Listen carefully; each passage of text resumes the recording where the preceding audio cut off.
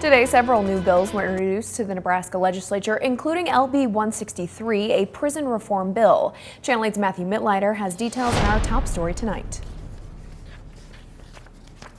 Introduced by Senator McKinney of Omaha, LB 163 would provide a number of reforms to jails and prisons, including more protections for prisoners. This would include stopping prisons from copying the mail of people who are incarcerated and raising the pay of people working in prison. We have to make sure that if the state is taking on the responsibility of housing them, that we're treating them like humans, we're paying them like humans, we're not exploiting them as far as upcharging them on commissary goods. They're not slaves, they're humans, and they should be paid a fair wage.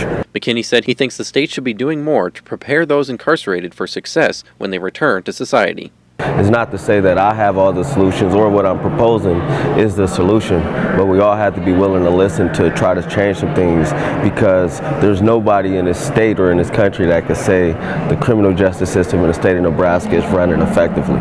The bill would also prohibit the construction or expansion of prisons until the legislature can determine that the amount of people admitted and staying at Nebraska prisons has declined over a 20-year period.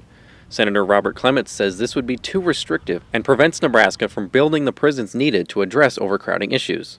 He said the state penitentiary is in poor condition and needs more funding to be able to fix its issues. We had a water main break there. There's 100 inmates that had to get transferred out, and it's going to take 2 years to fix. A new facility would be much more efficient, takes less manpower, more technology, and especially more space for programming for rehabilitation of inmates. The bill would also allow the Judiciary Committee to provide oversight of the Department of Correctional Services during an overcrowding emergency.